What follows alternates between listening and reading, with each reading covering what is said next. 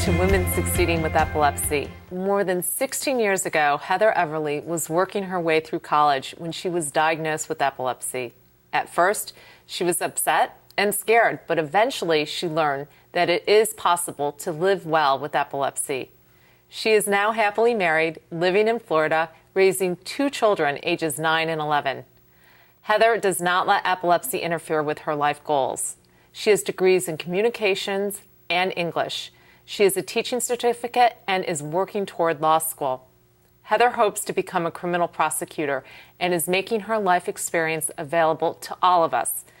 She is one of more than 60 epilepsy advocates who travel across the country to tell their success stories about living well with epilepsy.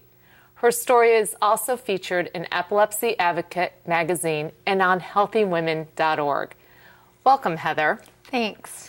Heather, how did you react when the doctor told you that you have epilepsy? At first, I was really confused. I didn't know anyone with epilepsy, and I'd certainly not had an experience with epilepsy myself before.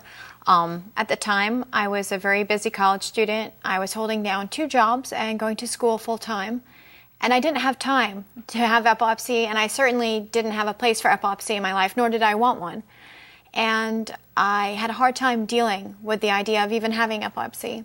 When I was diagnosed, I had fallen asleep on my parents' sofa, and when I came to, I was surrounded by people I knew from my community, people who worked for my local ambulance division, and they had said, "Oh my goodness, are you okay, are you okay?" And I didn't know what they were talking about. And my sister was crying, and she was hysterical, and she was scared, and my mom was scared. They were all visibly shaken. And I went to the hospital, and I had the battery of routine tests, and the diagnosis was epilepsy. And even more disturbing, all the sensations that had accompanied my seizure were ones that I'd been having since I had been 15. So not only was I newly diagnosed at 21, it was established that I had had epilepsy since I had been 15. And not only had I just purchased a new car, but all the payments I was making were for naught because I couldn't use my driver's license anymore. And I was very frustrated because I couldn't get back and forth to school. I couldn't get back and forth to my job. And I felt like everything I had worked toward was no longer a possibility for me. And so I went, of course, into a period of strict denial, something I don't advocate for anyone who has recently been diagnosed for epilepsy because it's not healthy. My denial led to some severe health problems. I wound up putting myself back in the hospital for not taking my medication as prescribed. And all of my denial didn't get me anywhere either. So it was not a safe or advisable course of action.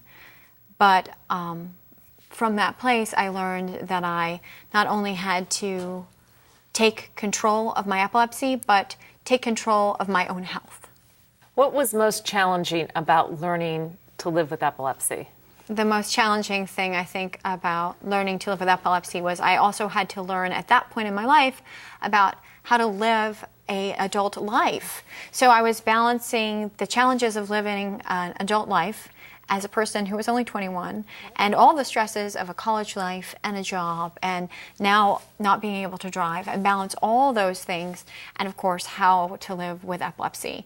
So you have the embarrassment of a public seizure, and the embarrassment of the word epilepsy and the stigma that surrounds it sometimes.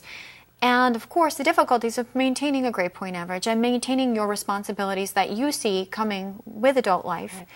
And so it became a very difficult kind of thing to balance. So I relied heavily on my friends, and I relied heavily on finding resources to help me.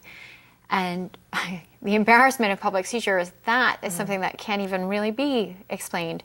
The damage that it can do. There was this one time where my sister and I had met up with someone I liked, and we went out to dinner.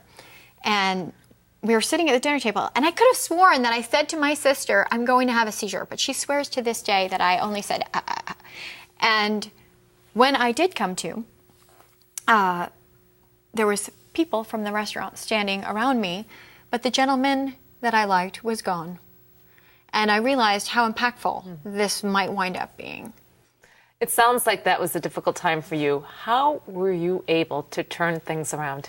Well, the first thing I really needed to do as a young person, heavily influenced by so much stress and so many responsibilities, and of course, living with epilepsy, newly diagnosed, was I needed to find a support group, and I did. I found a support group, and the support group told me to find information, and that was probably the best thing that they could have told me, because the information gave me the knowledge to arm myself properly.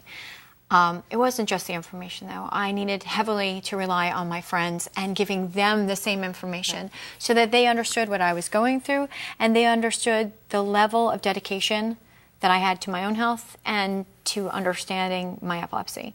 Then I also, of course, needed to find a doctor who I could work with. And I didn't understand the importance of that when I was first diagnosed, but I came to understand it. And the tests, there's a lot of tests.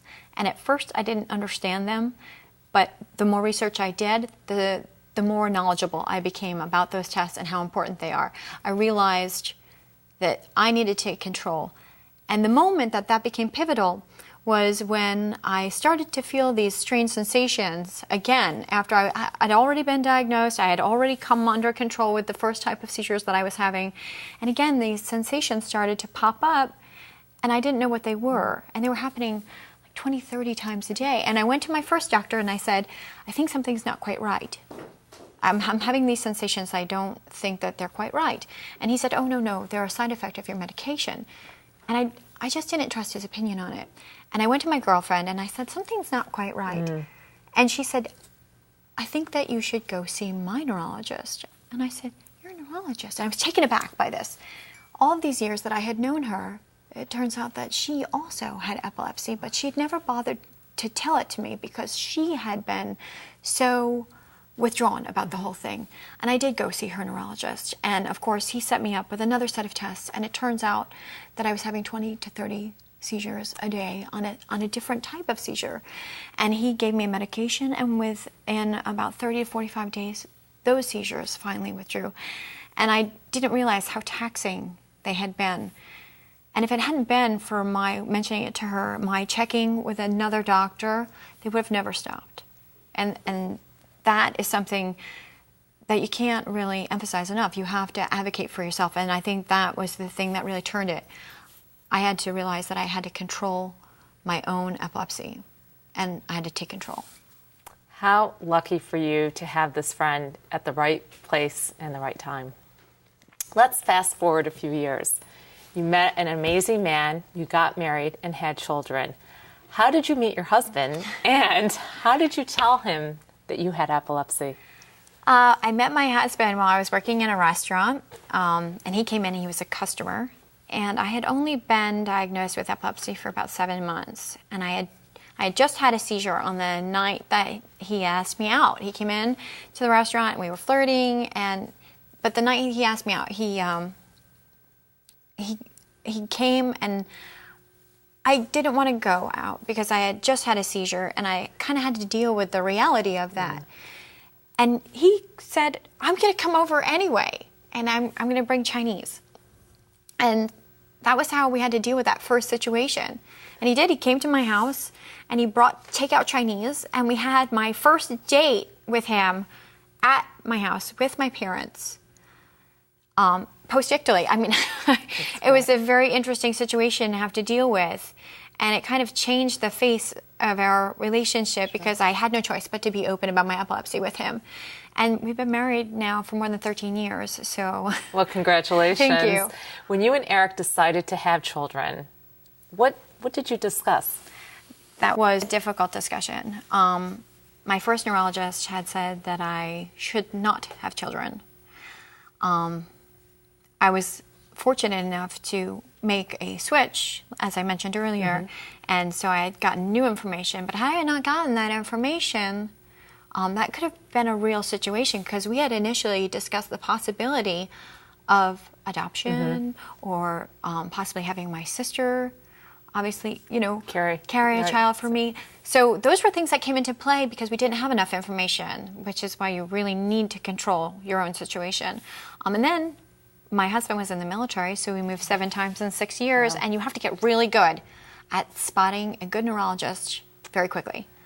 And I have to let you, and probably the people who are watching this video, know that spotting a good neurologist comes down to someone who looks you in the eye, who has that discussion with you, who's listening as well as reading your charts, and who cares directly about your situation, because that was one of the things that we learned to do very, very quickly. And you have to find a good support system.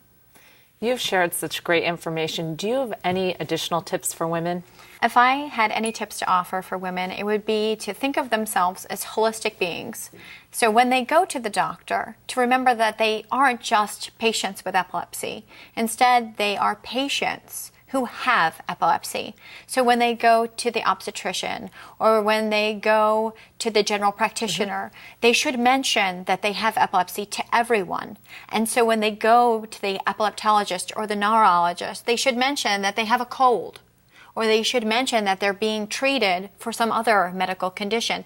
Because if there isn't communication, not only can there be dangerous drug interactions, but there can be mal-effects from making sure that they don't have clashes amongst their medical treatments. Thank you, Heather, for your frank discussion and sharing such personal memories. You are inspiring, and we are so glad that you are closer to achieving your goals. Now we're going to hear Shelley's story. Her college-bound daughter, Alyssa, was diagnosed with epilepsy at the age of 6. Shelley and her husband learned how to advocate for their daughter so that she could get the best possible medical care and education. Shelley's story is moving, a testimony to the strength of a mother's love and devotion to her child.